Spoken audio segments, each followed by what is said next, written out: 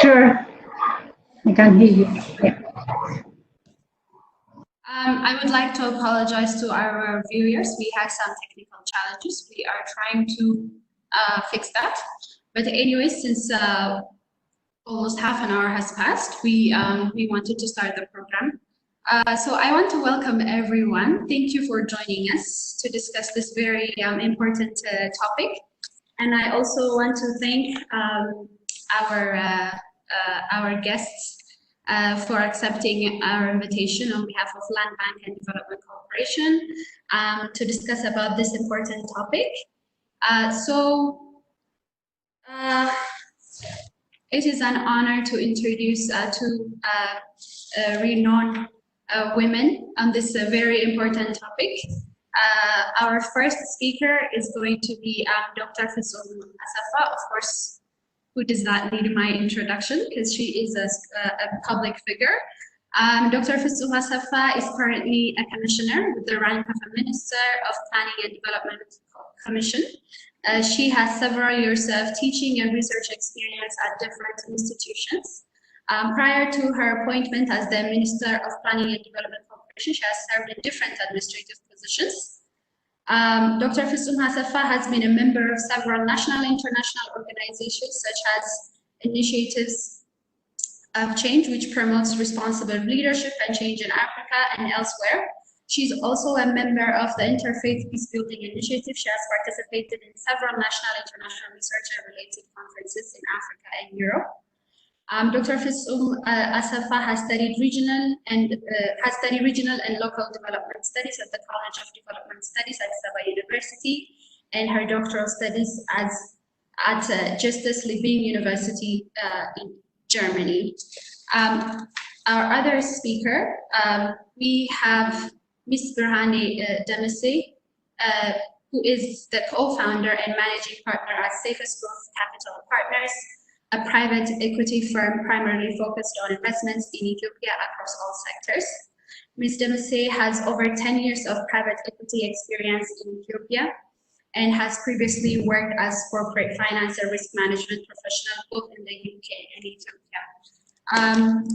Again, welcome to our both panelists. Before I give the floor to our first speaker, which is Dr. Fasool Asafa, I would like to give a few minutes to the Chief of Staff here at Land Bank and Development, just to give us a very short briefing about Land Bank, the areas we work on and how we engage. So I want to invite Samrawit Ndala, and she'll be speaking for a few minutes. Thank you.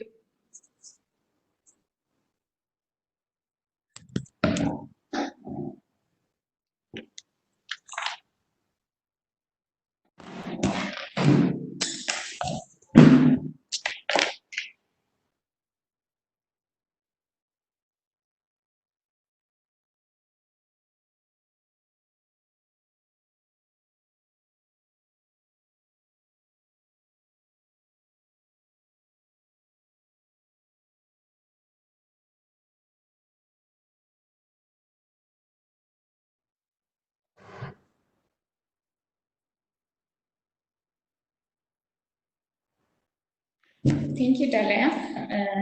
This is Samrit from Land Bank and Development Corporation, working in the Office of the CEO. Before we start the discussion, I would like to share a quick introduction about Land Bank and Development Corporation.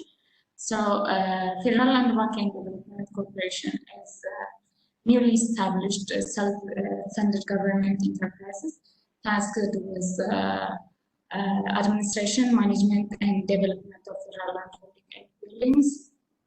So when we see our vision as building the next heritage or building Ethiopian next heritage, this is because of we are inspired by Ethiopian rich heritage to build modern Ethiopian that our future generation will be proud of. So when we became to our mission as to manage and develop Ethiopian federal land holdings through transparent and inclusive, commercially sound approach. So let's see our value. The value of Land Bank and Development Corporation is history, equity, respect, transparency, So history means the foundation is Ethiopian history. When we say respect means we co-design the stakeholders, and also when we say transparent, we are transparent and analytical. We improve the quality of life. The approach is bold. The major thing that express Land Banking Development Corporation is the strategic pillars. We have 3 strategic pillars that are Federal Landholding Management and Administration, Federal Landholding Portfolio Planning, and Federal Landholding Development. Under this strategic pillars, it has its own key activity and also strategic goals. So, as an example, under Federal Landholding Management and Administration, the key processes are database creation and management, based on portfolio strategy, management of existing land holdings. On the other hand, under Federal Landholding Portfolio Planning, the key processes are portfolio strategy and master plan and operation, and also deal creation. So the last point on the pillars are Federal Landholding Development and also key processes is deal execution and implementation.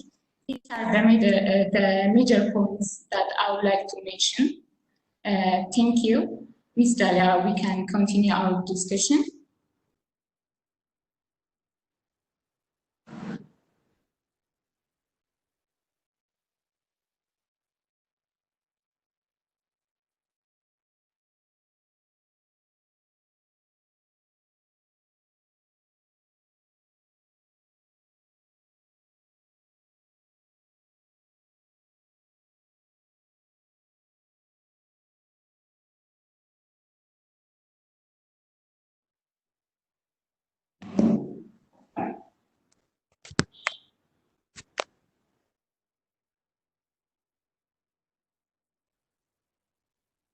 Hello, can you hear me?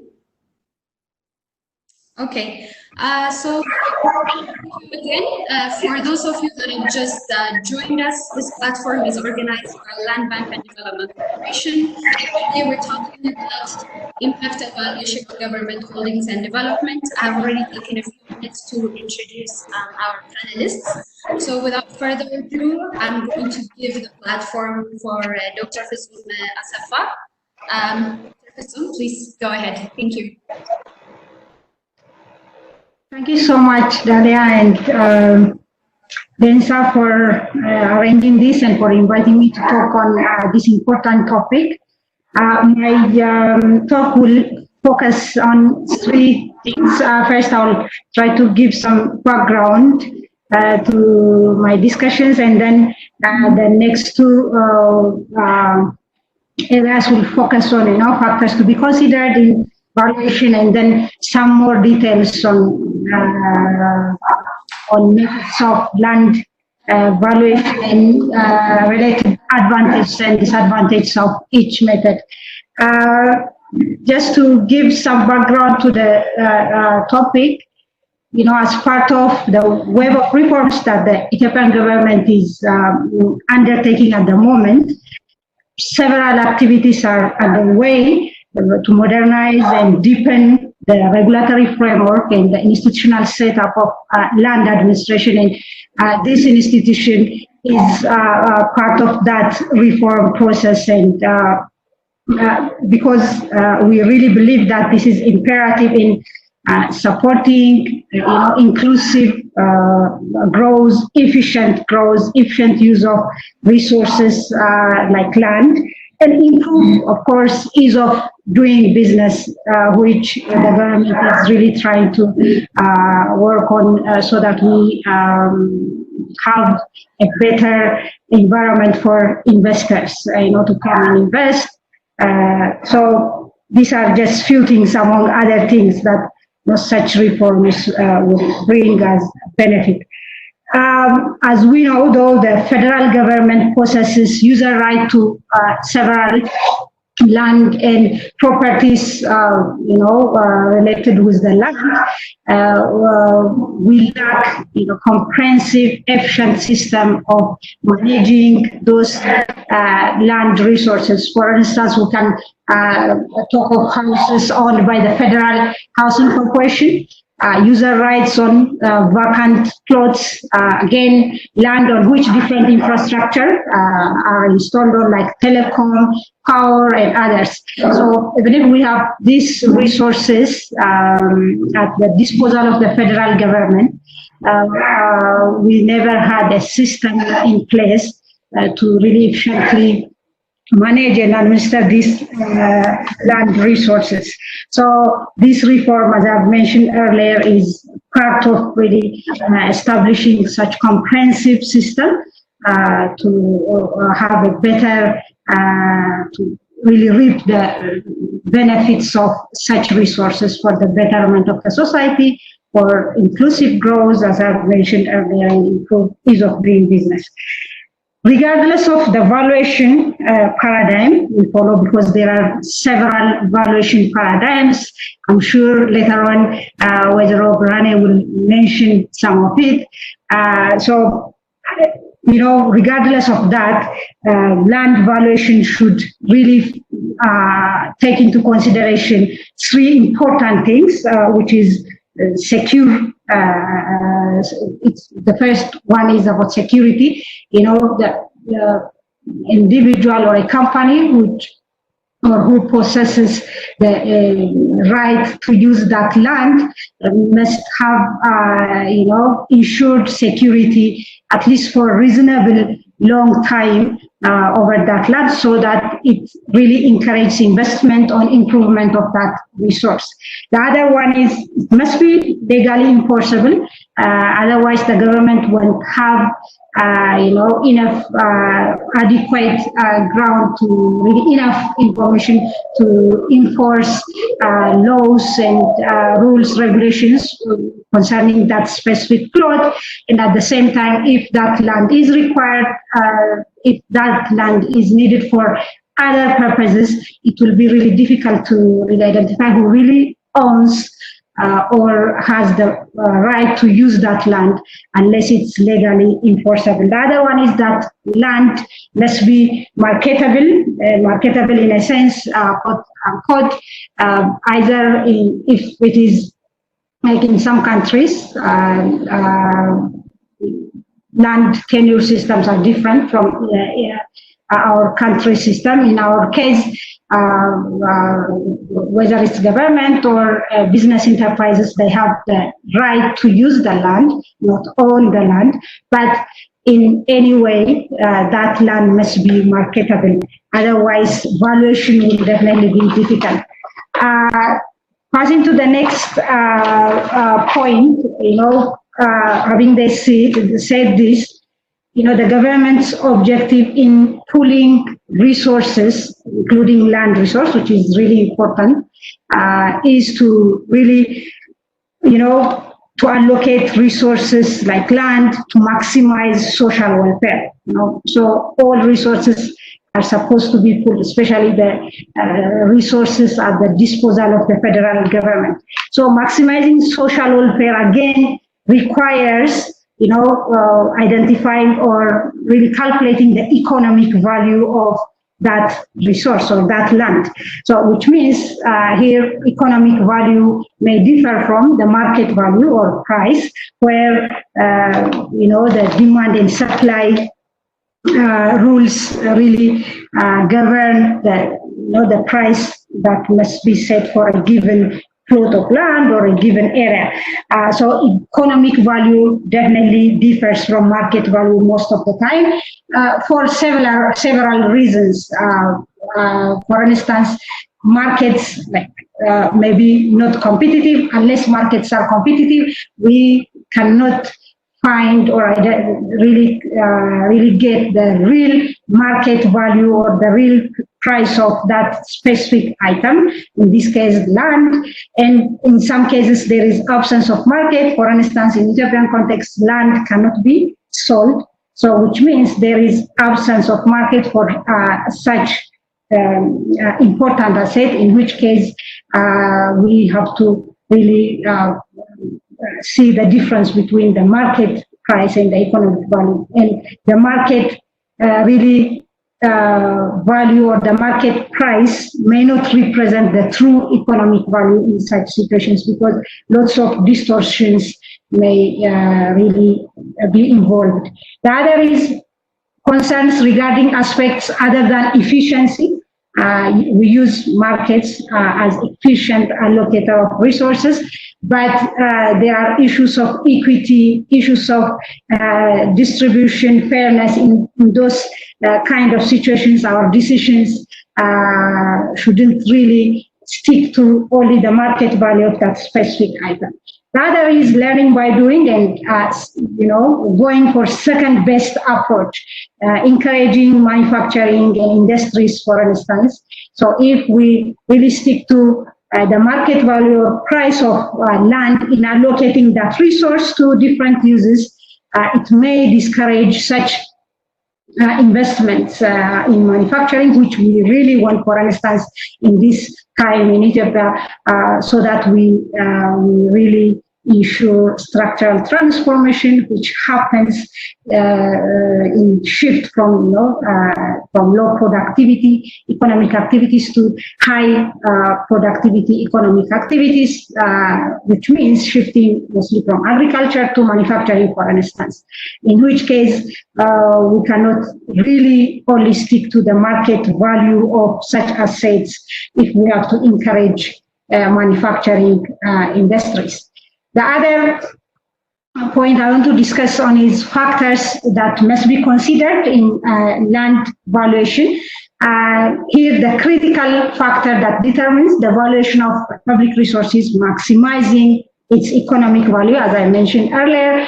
Then the natural question that follows is how to determine the economic value of a land. So this requires estimating the economic net present value of that asset under different allocation schemes for different purposes. Here, it requires an exhaustive listing of the costs and benefits, to be considered in economic valuation, and it requires detailed study depending on the type of asset or land that we're considering. Here, for instance, it needs to address impact on investment under each scenario.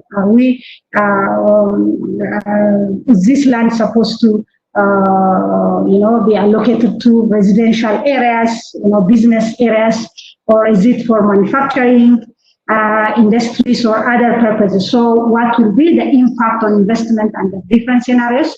Impact on employment under different scenarios, impact on public revenue under different scenarios, and impact on income distribution. So these are few of the factors that must be considered in valuing land.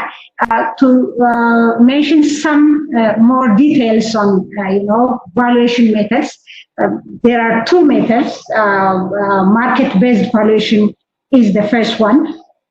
The most natural and usually followed approach is market-based valuation. This can be sales value of land, depending on the tenure, the land tenure system that a country follows.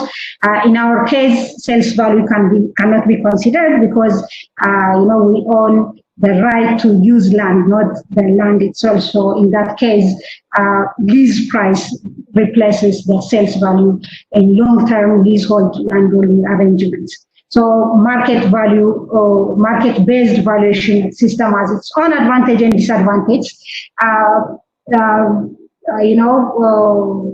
The advantage, for instance, include transparency. For instance, the market determines the price, so it's open to everyone. So it's really transparent, and it really helps to avoid corruption, subjectivity, and related problems with such valuation of land. The other is serves as additional source of revenue in, especially in least developed countries. If we see the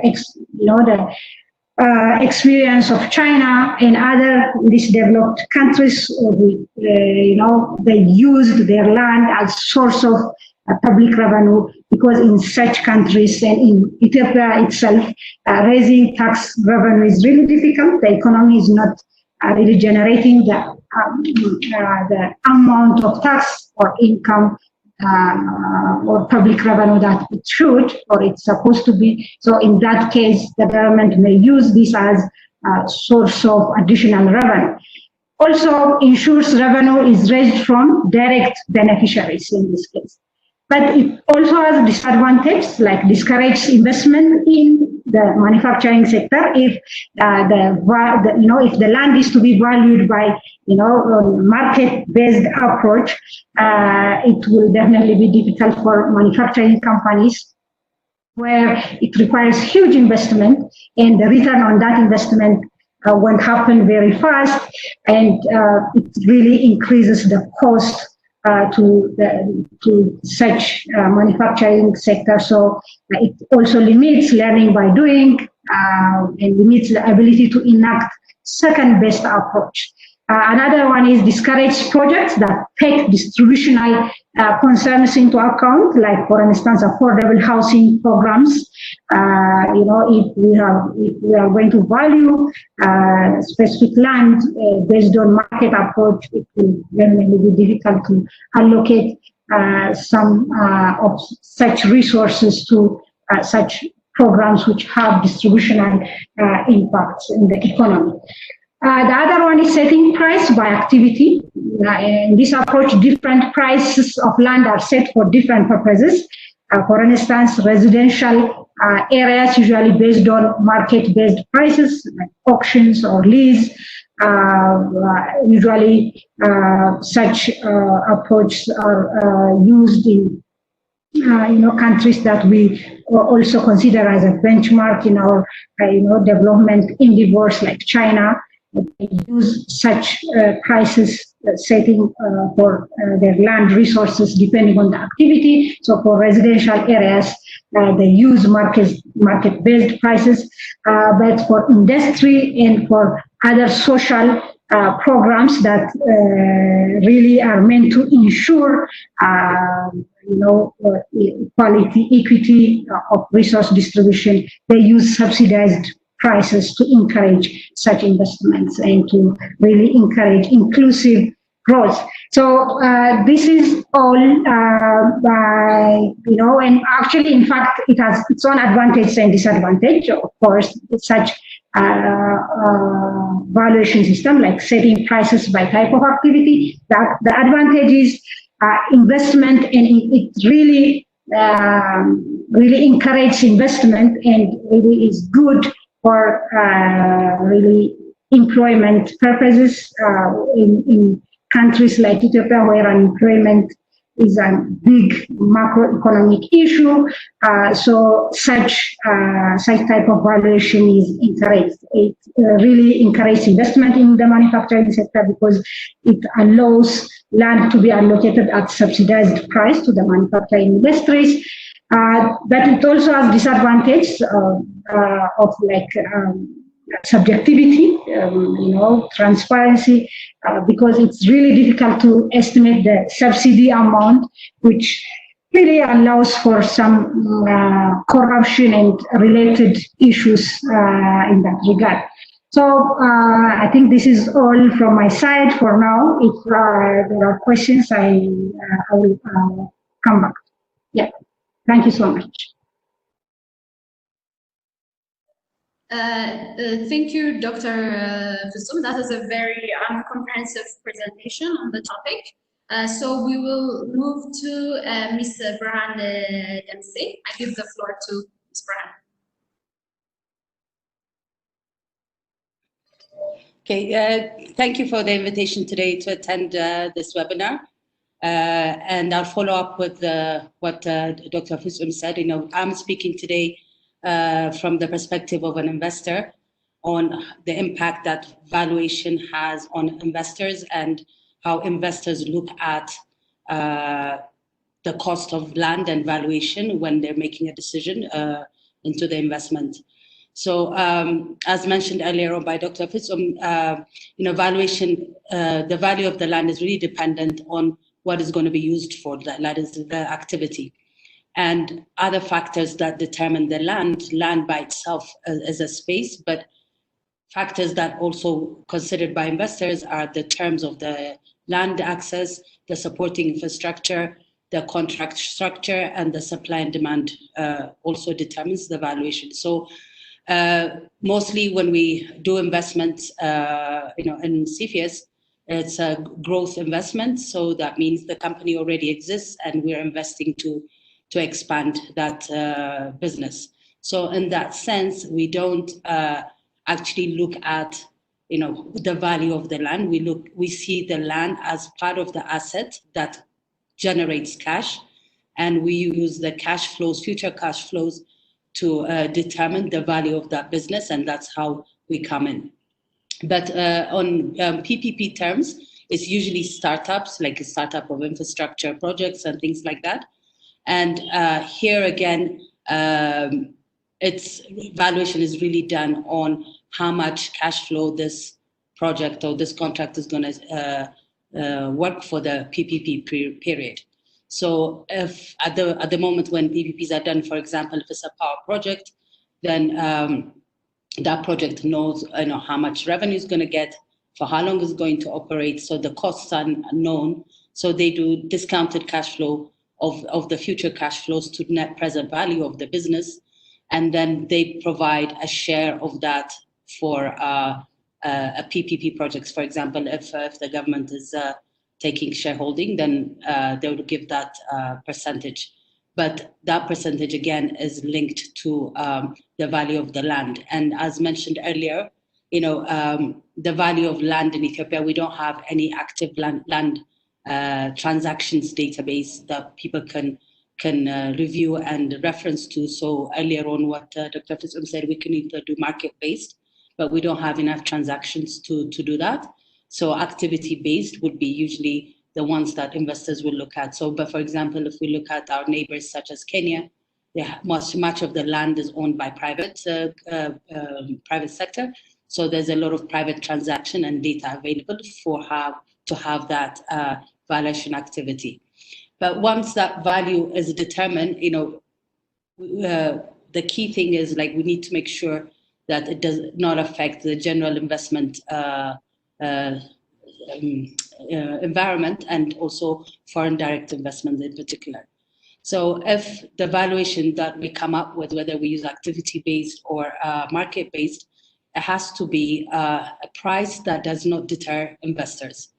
Because investors don't want to overpay, and if they pay more than what they budget, then it would affect the return that they'll get from the investment. So the balance of the price of land is really important to get it right, to attract foreign investors and also local investors. So supply of land is not, we have to remember it's not only in Ethiopia, it's all over the world, and every country is fighting and competing to get a foreign direct investment into their country. So we don't want the investors coming in to come and be to decide not to invest here. So the value of land has to come with the incentive that is needed to attract private investors. So it has to be, the whole project has to be investor ready for PPP projects. So there are two strategies usually other countries follow. One is the strategy to monetize on the land. That means they want to have shareholding in the project so that they can get funds and income. And the other one is they just want to create value for the public. So if they want to monetize, that means that shares are considered, and on the partnership, there will be shares considered. And we just have to make sure that it's the right one so that investors are not deterred from coming into the project for investments. Because what they look at is if they share the shares, there should be enough cash flows to pay the lenders and enough left for the investors to make a return, because investors and private sectors engage to make returns. So it has to be the appropriate level of return that has to come from that project, from that business, for it to make sense to attract FDI or local investment within the country.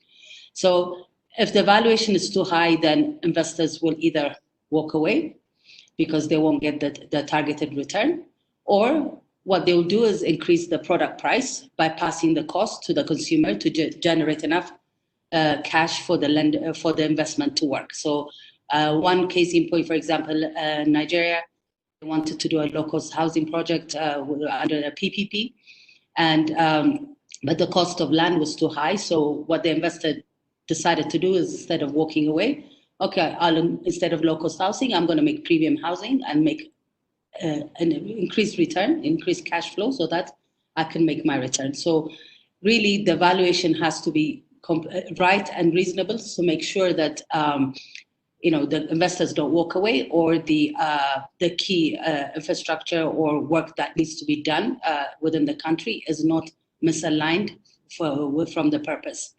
So what other countries do and what investors look when they come to this kind of projects is to avoid losing investors. What they do is they structure the project contract. So, for example, the government would give the land with certain condition. Okay, you will do this housing project, but you can't charge more than this rent, or you can't charge more than this price, or it could be a toll road and you cannot charge more than X. So with that condition, what they do is then, okay, the return or the cash flow that the investors are looking for, that means it's capped. So if it's capped, then what do they look to do? Is they ask the land provider to provide a longer lockup period. So what that means is the investors, the lenders get paid, the private investors, they get their return and plus the capital that invested, and until such time that the land provider does not get the returns on that. So in that way, that the investors are comfortable that they will get the capital and the return that they want. So these are some of the examples that I've seen in solar projects, for example, in Kenya. This was how it was structured.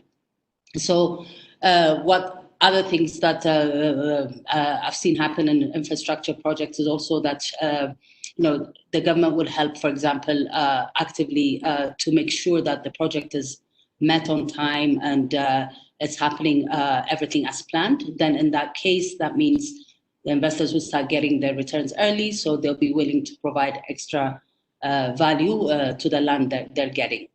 And sometimes if the investors don't like the price of the value of land, there will be a mixture of value product for the consumer, for the public, by including product price, or they negotiate to reduce the value. So it's very, very critical that the pricing is right, so that we manage to continue to attract investors within the country. So another thing that investors think about is if the land providing entity does have shares in the project, is what's going to be the governance structure, who's going to be involved in the decision making, what happens when it gets things go wrong, who's going to be blamed.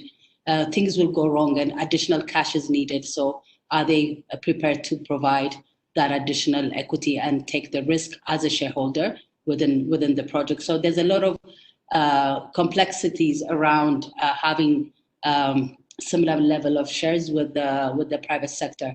So maybe it's like differentiating shareholding might be the way to go. The other way is when land is given and valued, sometimes it's given at a very low price or almost free.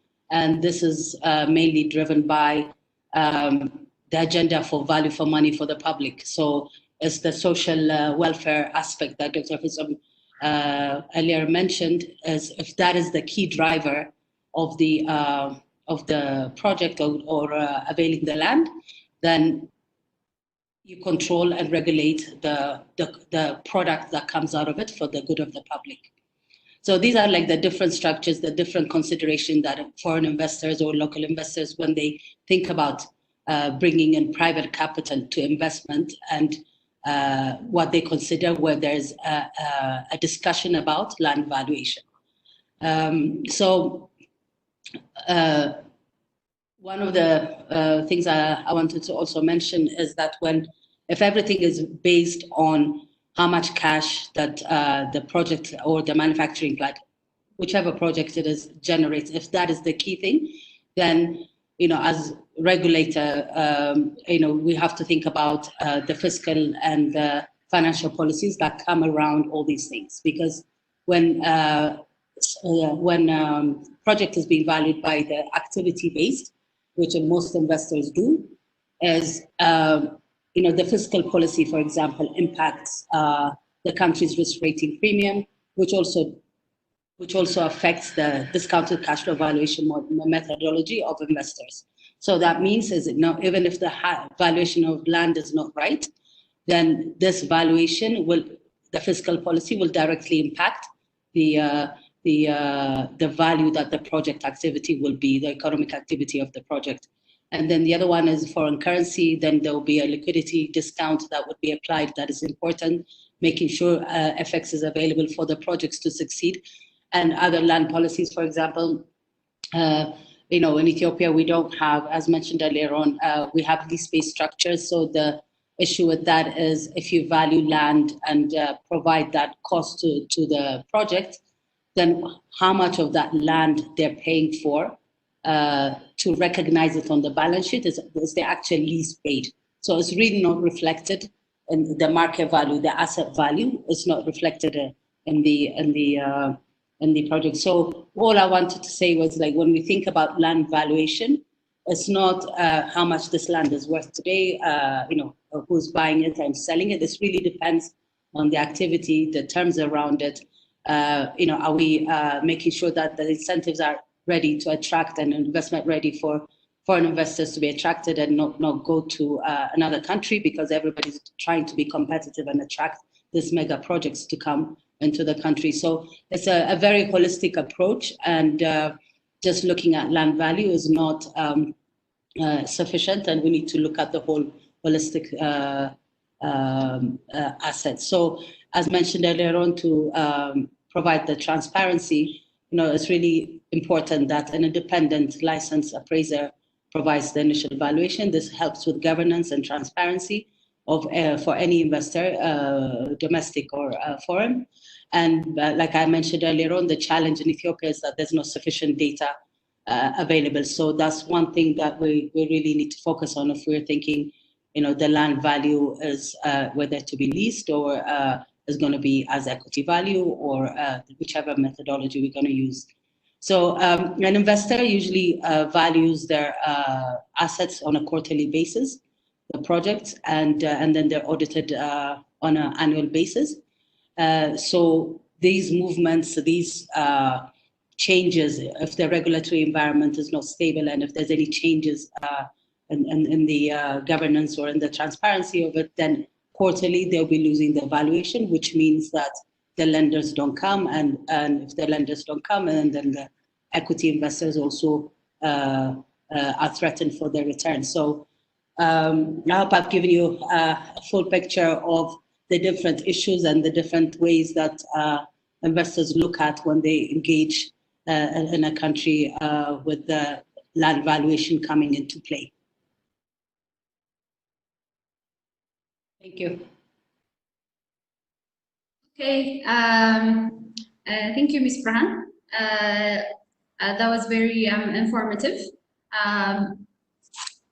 So we will move to question and answer time now. So I ask participants to forward their questions in our chat box, or even say they have questions so that we can give them the platform. So while our participants are thinking about their questions, I have a few questions for both participants. Let me take advantage as a facilitator to kick-start the question and answer time. My first question goes to Dr. Fitzum. Thank you for that comprehensive picture. Maybe you could give us a good highlight of the government experience before in terms of land valuation and its impact when the government enters into a public-private partnership, so previously. And how has that experience in the past years shaped currently the government's general policy in terms of considering land as a very important asset for public development? And my other question goes to Ms. Burhan. Dr. Fizum has mentioned that there is the marketplace or the market formation is not there yet to give the right price for land in Ethiopia. So because of our land policy and many other structural challenges, we see that there is some challenges with the actual valuation done for land. So how do you see the government maximizing the land resource for public use where there is a serious, what we call market failure? So if you give us some pointers on that. So we're still waiting for our participants to forward their questions.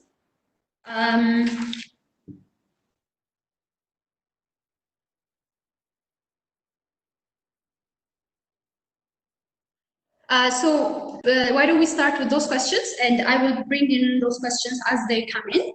I'll give the first opportunity for Dr. Fizum.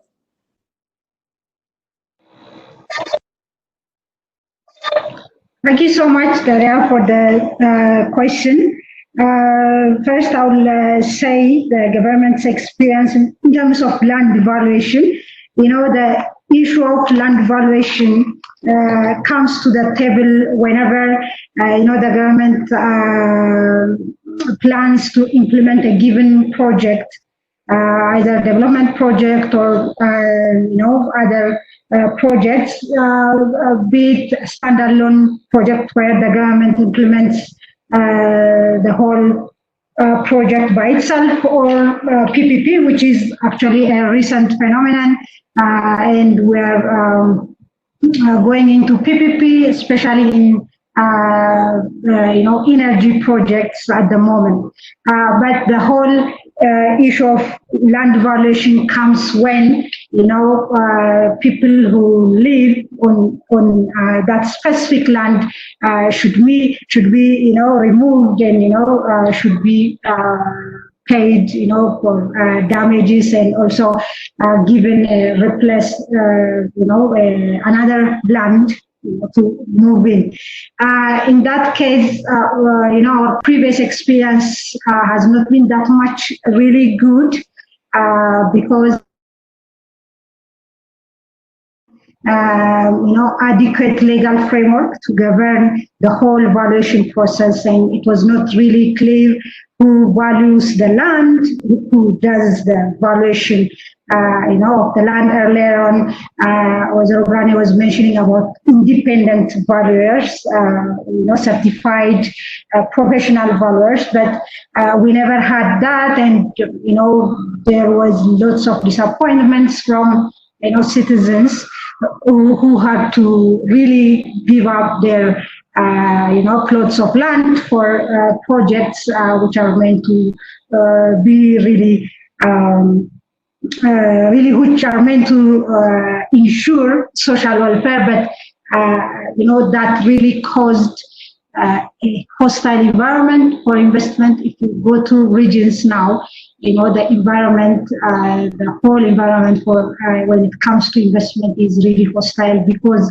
we never had such objective way of valuing land and giving, covering the damage for the people who have been living on that land. So, but now, if you have heard, I don't know, there is a new proclamation which was just issued, I think, a few weeks ago by the Council of Ministers, and which is, of course, also got final approval at the House of People's Representative. It really improves the whole valuation, framework, and the whole legal framework that covers, how land should be valued, how settlers who were there should be, compensated with adequate, really, in terms of maybe cash or a replacement of land in some other places, and what items should be included or should be considered in calculating those damage, and really the replacement for those people who have been living on that land. So how, in fact, now the other dimension of the problem is that our system is a federal system. The federal government can really enact laws, but we cannot really push the regional governments and the city administrations to really, we cannot direct them to follow that, but we can really bring them on board so that they can roll out, the frameworks, the legal frameworks, and the guidelines that the federal government uses in such areas. But going forward, I guess things are getting better in terms of land valuation. And that proclamation I mentioned, it clearly puts who values the land. In fact, it's not. It doesn't perfectly align with what Wazir Obrane mentioned about like independent, professional, certified valuers. It includes, people from the government side, and those individuals would be assigned by the council, regional councils, or the House of People's Representatives when it comes to federal assets. But it really improves the whole system, the whole valuation landscape that we had, which really created disappointment in the citizens previously.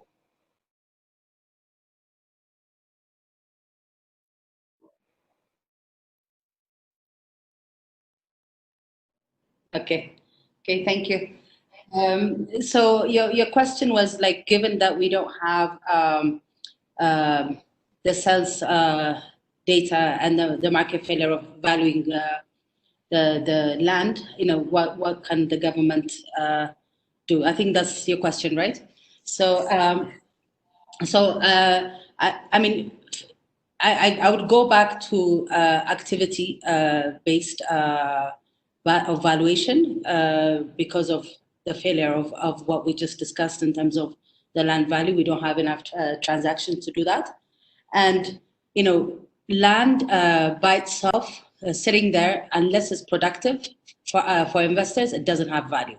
So it's what that productivity is going to produce is what makes that land valuable or not. So, for example, if you're in the middle of the city and if you're building housing, that location would be, more valuable because it generates more cash. So at the end of the day, it's all about how much cash is this going to generate by the project, and the purpose. Then is the purpose. One is, as mentioned earlier, could be for social welfare purposes, where you just lease the land at affordable price so that you can get your local housing, or you can get your really low pricing for the public, like reduce tariffs, reduce electricity. So it really depends on that, on what you do with your discounted cash flow and looking at how much cash that generates. But if you're looking at for a PPP type of partnership where the land provider and the projects are together,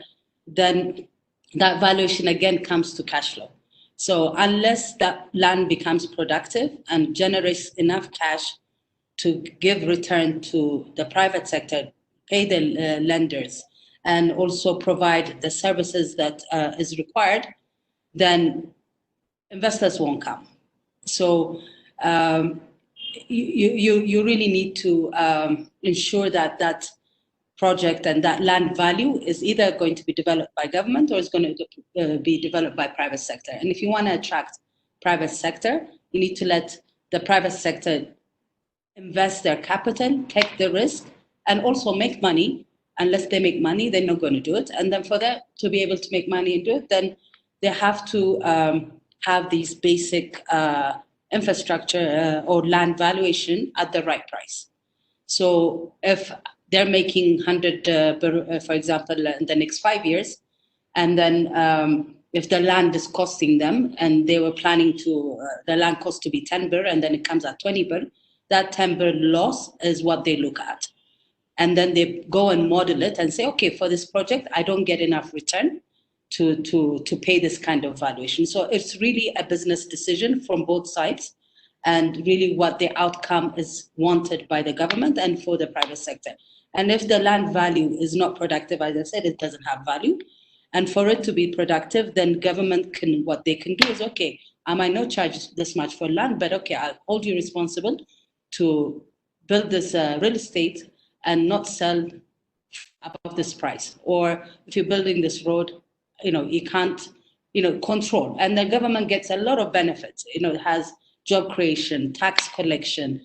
There's so many benefits that come around providing the land. So when you do land valuation from a government pot, I think just looking at the land value, it's an isolation. It doesn't give you the whole picture, because the benefits for the public, for the government revenue, job creation is so immense. So that balance has to be there to value the land. So the market-based, unfortunately, we don't have the data, so I still would move to the activity-based lending if that is not sufficiently available.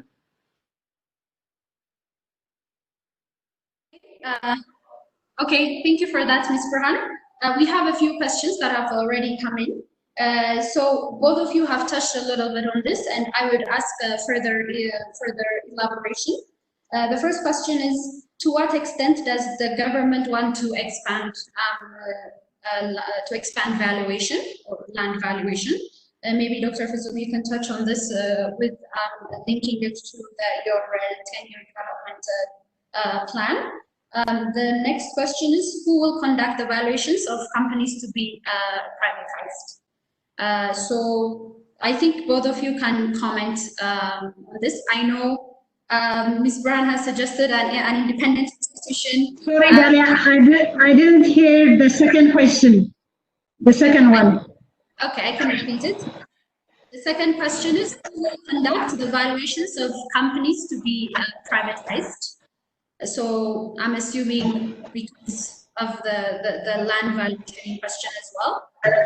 And maybe both of you can comment on the second question, because one of our speakers, Ms. Burhan, has requested an independent organization that can be able to give an independent information and data. But what is the view of the government from your perspective? So I'll give you the floor to comment on this as more questions are coming in. Thank you. Yeah, let me go on answering reflecting on the two questions. So to what extent does the government want to expand valuation? I really believe this, idea of valuation of land really is a dynamic concept, and really it evolves depending on the economic structure, the orientation of the government, and the level of development that the country has. For instance, in our case, if you see our context, there are still lots of backlogs in terms of really providing infrastructure to really all regions, and still we have lots of homeworks to do, in which case the valuation of land and the paradigm that we really adhere to in terms of valuing that specific asset should definitely align to the situation that we are in. So we won't really be opening to a perfect market-based valuation very soon. But as I mentioned earlier, it's really dynamic, and we should continuously improve the system to represent really the real market value of such assets, and also allow the market to do the allocation as we go forward. But not very soon, the way I see it. Of course, we have to get the prices right. We have to really provide information, database on these values and other like ceilings, floors. There are lots of missing information still in the current situation. Also, we have to improve that system. So that's the things that we are doing now are part of the whole reform, and I think we're on the right track towards that. So anyway, in our context at the moment, we should really find the optimum point in the trade-off between the returns and the market prices of the land and also the social welfare. Earlier on, as as Robrani mentioned, the government sometimes may have to give up on the land and really consider the other benefits of like tax and also employment that specific project brings about. And so definitely, going forward, we expect the private sector to play the major role, and in the coming 10 years, the growth that we expect, most of the investment that contributes that growth is expected to come from the private sector. The government won't be as heavy as before, in the market, so it will be exiting slowly, and it will just stay in the market for provision of infrastructure, the natural services that the government should provide. Otherwise, we're going into privatization, whereas considering public-private partnerships, in which case this naturally, requires having a valuation system, an efficient valuation system, and definitely the government is going toward this, a better, efficient valuation system. Regarding who values, the companies that needs to be privatized, definitely there are companies who are known for doing such valuations. So the companies who are listed to be privatized are being valued, the assets are being valued, the lands are being valued by independent valuers. In fact, the government itself has done some valuation process, but if it has to be marketable and if we should come up with a dependable value for the land and the related assets, we need an independent company doing that. So at the moment, in fact, such independent consultants and companies are doing the valuation of the companies that are going to be privatized. So generally, the government is really committed going forward to really improve its valuation system and really going into, as I mentioned earlier, to a better and efficient valuation system. Thank you so much. Thank you, Dr. Fizum, again for that. Ms. Burhan, you want to comment? On the valuation of privatization, usually the owner is the one that values, and the government, for me, would value and maybe seek professional advice or hire independent consultant to advise the owner. So as they are the owners, they set the privatization price, and then it's up to the private sector to buy it. If the price is wrong, then there won't be any buyers. So then the negotiation comes in. So usually valuation is done by the owner. Okay, thank you for that. So a few more questions. Okay, partly this might have been already addressed, but is the focus on valuation a part of the effort to establish a capital market in Ethiopia? That's one of the questions that came in. Is the focus on valuation a part of the effort to establish a capital market in Ethiopia? Maybe both of you can comment on that. And one of the questions is, what would be the impact of valuation of government land holdings and development on job creations? So this could be also a good question for both of you. Okay, so let's address these questions while we sort out the other questions at the same time. I'll start from Dr. Fazul again and go to Ms. Farhan. Thank you. Yeah, it's rightly said. In fact, as I've mentioned earlier, the whole wave of reforms, especially in the economic front, includes reform in the financial sector, which really puts establishment of capital markets in the coming 2-3 years, which means such properties should be valued properly so that they take part in those markets, and really the values should be done properly, and we should have efficient valuation system. That's what we're establishing at the moment. So we can say it's really part of establishing the capital market as part of the homegrown economic reform in the coming 3 years. Of course, job creation, it definitely has impact, but I want to see it from the other dimension that, valuation of land, especially which is supposed for investment by the private sector, supposed to really attract foreign direct investment, should consider the impact on job creation as equally important as the income that we generate from really selling or leasing that land.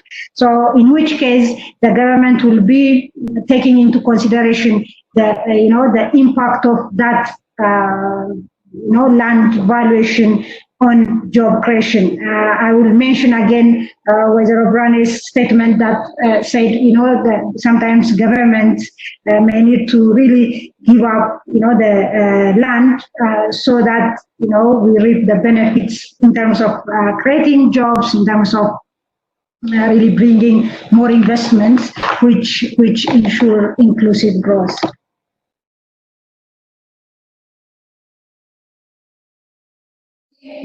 Ms. Farhan, you can continue. Okay, thanks. So for the first question, in terms of valuation being related to capital markets, what Dr. Fizum said is also a point, but what I want to add to that is that when you have capital markets, mostly, again, it's on cash flows and how much cash is generating for the investors. So people buy shares, to make money out of it, right? So if the company is not doing well and generating cash and staying healthy and sustainable, it won't be able to pay dividends to the shareholders, and then there won't be secondary market to sell your shares and back. So again, it might support the capital market route, but I didn't see it as clearly the reason for it, focusing on valuation of land being for capital markets. But on the second question is about job creation. Most investors in the continent, in the African continent and other emerging markets, are focused very much on job creation and also other impacts. So there's a lot of investment. If you look at within African and other emerging markets, as impact investment. So, for example, from CPS perspective, we have investors in CPS that we invest capital into Ethiopian companies. So majority of our investors do not want us to just focus on return, but they want us to track and implement impact into the businesses that we do. So this impact could be environmental, social, which includes job creation, the health of the population around you, and governance. So it is really, really part of our investment work that we measure and implement this as much as we do financial reporting. So then the data shows that if you focus on these things, your return, at the end of the day, investors are looking for return. If an investment company or if a manufacturer or anybody really focuses on this environmental, social, and governance issues within the institution, one, it creates a sustainable company, and two, your return actually becomes higher because you're taking care of your employee, your social people around you, there's governance, there's transparency, you're looking after the environment. That data actually done by the investors show that you're actually getting making more return as an investment. So it's really, really difficult to see the impact on job creation, the environmental and social impact that the investors bring separately to the financial returns when you are especially operating in a market like Ethiopia and in Africa.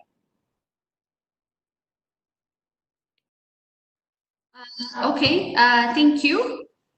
So we have more questions coming in. So this question is for Ms. Brahan. How does landholding valuation affect government equity share? So maybe you can comment on that. And the next question is for Dr. Futsal, but Ms. Brahan, you can also comment on it. It says, according to Article 17.1 of Expropriation and Compensation Proclamation number 1161/2019, the property is expropriated by certified private institution or individuals, consultant valuators on the basis of a nationally approved valuation method. So my question is, what kind of valuation method is adopted? And is the educational background of those certified valuators enough for valuation purpose? So let's address those two questions, and we will move to other questions as well. So maybe Ms. Brahan, you can go first this time. And okay, how does landholding valuation affect government equity share? yes. Well, if as I explained earlier on, the equity share is provided as a share of the profits going forward, like the flow of capital coming in out of the project or the investment as of today. So that is the share that they're buying, the economic benefit of the project.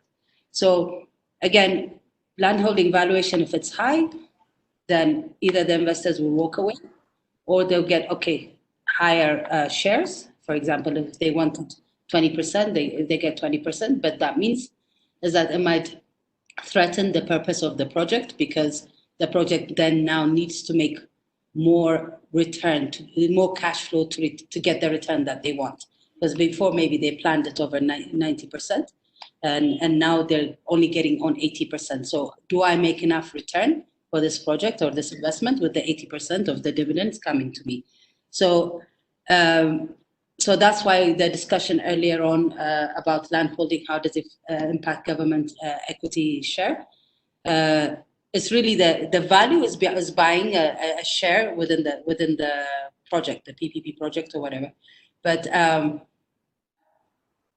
that is a straight translation of numbers. The issue is that number right or wrong?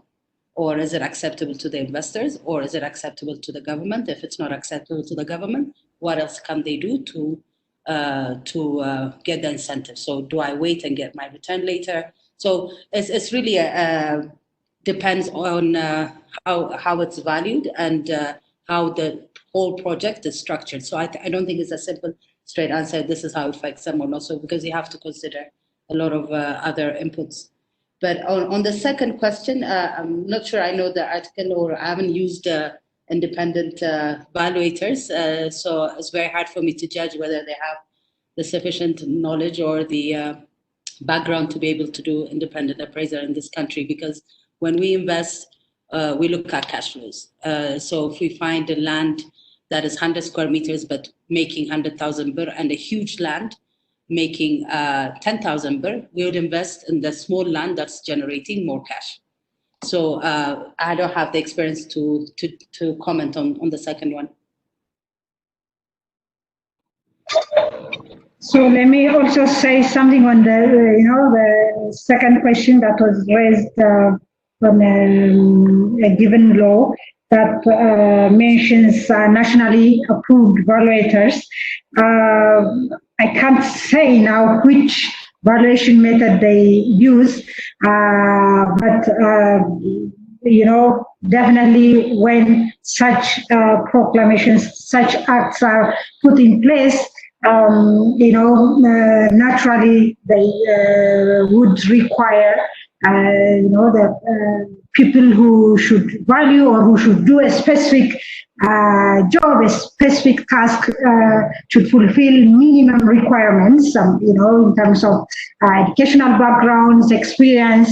That's the only thing I can say, because I've never come across, evaluators which were assigned to value a specific asset or land. So, but what I can assure you is such acts, such laws, when they're put in place, they assume or they really require people included in such teams or task force will definitely possess the minimum qualifications and the qualities that that job really requires. And regarding the method, we cannot say, I can't at the moment say this method, but we can surely say it won't be really only market-based valuation methods. They definitely use different methods because they value land for different purposes in our context.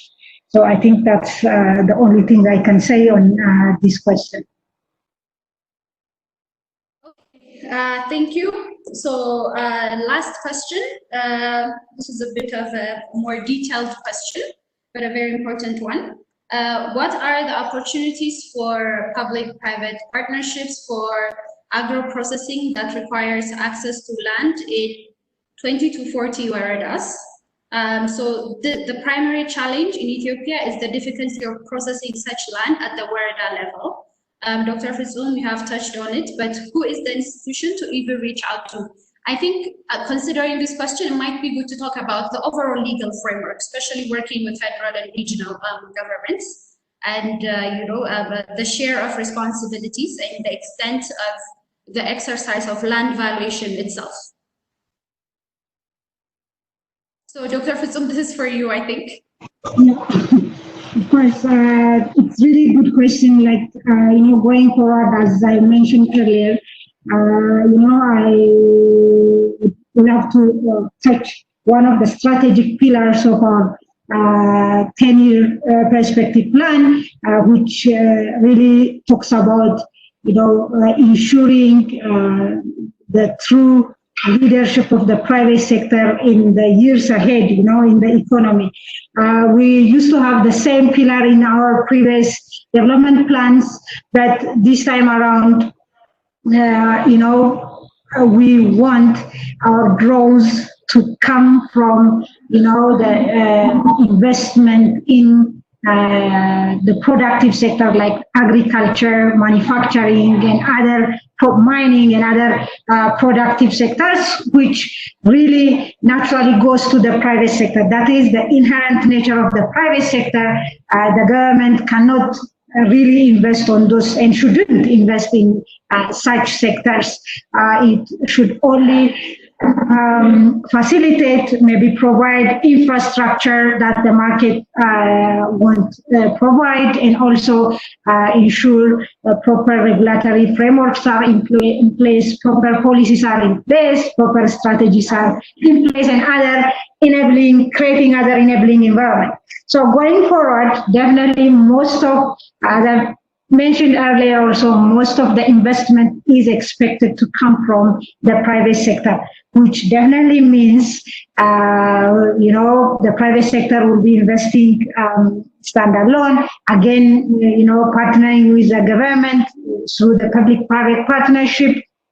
Now we are handling maybe only energy projects, but going forward, definitely even in social sectors, in health, education itself, we are considering public-private partnership and joint ventures and others too. So now I definitely understand, and at the government, we all definitely understand the difficulty of dealing with multi-layers of governments when it comes to accessing land, when it comes to investing in Ethiopia. So that's why we are trying to create, a national, development framework, which really also brings on board regions, because investments are really investments happen in regions, yeah. So the federal government doesn't own that much of the space where investment happens, and so this hostility towards investment, should be normalized. We are really working on that through, putting in place the reforms that we're undertaking at the moment. At the same time, the other, coming up with other regulatory frameworks, other policies, and also discussions and such platforms which bring all the actors in this, business together. And that's true. There is difficulty of processing things at Warada level, at Kabale level, but going forward, this all should be improved because now the government is planning to transform the country to bring shared prosperity to every citizens, to really ensure quality growth that is really felt by everyone. Like when you say we have been growing by such percent, it's the response from the citizens should not be so what's in it for me, because they really don't get what like 10% growth means. Going forward, we really want to ensure that the growth that we will register should be felt by every citizen and should be inclusive, should really be quality growth, and should depart from the shortcomings that we have faced in our previous development endeavors, and which definitely means we need to transform our institutions, both formal and informal institutions. We have to really change the way we do our businesses. We should really think of the civil service, the civil servant that we have in place, and we should transform it so that it handles the type of responsibilities that are required from the civil servant going forward. So the opportunities are huge. We're really opening up, more than ever. Most of, as I've said, the investment for our growth going forward come from the private sector. So which means we are counting on the private sector and the government to really transform this country, which means it naturally goes that the government should do everything it can to really make things possible for the private sector to invest, which includes the things mentioned as PPP and also ease of doing business and others. So I think this is all that I can say, this one. Thank you very much.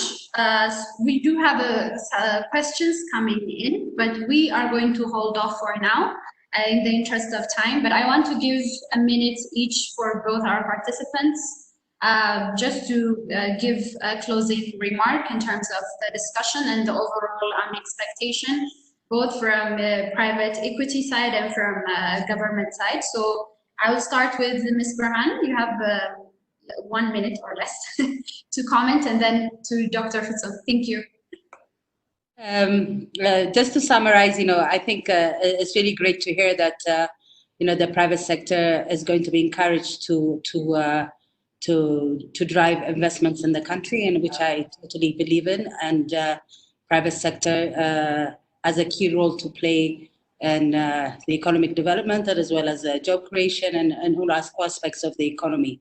So my message is, when we think about attracting investors, we always, for example, in Ethiopia, or it could be any country, we always have to remember that investors have a choice with their dollar, and we're competing. For local investors, this is our home, this is our country, so we can easily invest in the country. But if we're attracting the FDI, we're competing with the rest of the world. So competing means we have to make sure that we have investment-ready projects, we're reasonable with the pricing, we have a holistic view of the development agenda to when we're attracting these investors. So we have to take a long-term view and make sure that we're getting the right investment and the right deals done for the country. I'm not saying we should give everything for free, but we need to make sure that we're getting the right deals done and let the private sector really thrive in the country by this thinking through all the different structures and what matters to investors. Thank you. So thank you so much. I really enjoyed the discussions that we had, and definitely will, that this will be used as an input in, our works as well, in our policy analysis and other, development programs that we design. And I hope this won't be the last one. We'll definitely have more coming on in this area. As I've mentioned earlier, I will repeat it again. So going forward in the coming years, most of the investment we expect, to come from the private sector, which means, the government should do everything possible to make, the investment environment better for, the private sector, including, land administration. Of course, with the government has both the objective of ensuring, equity and also bringing about inclusive growth, inclusive development. So that trade-off is there, but definitely, partnering with the private sector, having honored deals, not like before where some investors are favored and they have the numbers of, phone numbers of some of the influential people, and they just call and get things done. But we really want most of it to be done by the market. We continuously want to improve our system. We continuously want to really build a system where everyone is treated equally and where the market really allocates the resources, as the theories say, but at the same time also ensure that the social welfare issues are also considered. So from the government side, as part of the reform, the issue of land administration, setting the proper institutions to ensure that, and also really improving overhauling the whole system that has, pertinent role in bringing about a solid system that encourages investment, that really ensure security of investors. Now investors in some regions, they just left, maybe for instance in investors in the agriculture, for instance, left their land, open, where they could have really produced and really contribute toward this food security, as at the same time really correcting the the market. The food inflation is, as we speak, is really peaking at the moment. So the environment that created for the investors is not that much inviting. So, but the government is really committed to correct that. It will definitely take time, but from the investor side also we need that commitment. Earlier on, Brane mentioned about the investors that are working with her institution really don't really want only to focus on the returns. They also want to focus on the impact on the environment, the impact on job creation. So we really need such investors, and we want to encourage such. And the incentive structures, incentive schemes that we had put in place previously created lots of problems. Ethiopia as a country lost huge in terms of incentives and subsidies, but those incentives and subsidies didn't really serve the purposes they were supposed to. But now we are doing a comprehensive study to come up with really a solid incentive structure to encourage investment, that really has huge impact on growth, on inclusive growth, on job creation, structural transformation, and also solve, the supply side problems of the country which we are facing at the moment. So from Planning and Development Commission's side, I really want to assure you that all such things will be considered in our 10-year perspective plan, because one of the 6 strategic pillars is ensuring institutional transformation, because from the diagnosis that we made of our previous, implementations of development programs, we have identified we haven't built strong institutions, resilient institutions that serve the private sector as well as the citizens. So I can assure you these things will be considered in our 10-year perspective plan, which governs the whole country's development endeavor in the coming 10 years. Thank you so much. Thank you both our participants for this very informative discussion.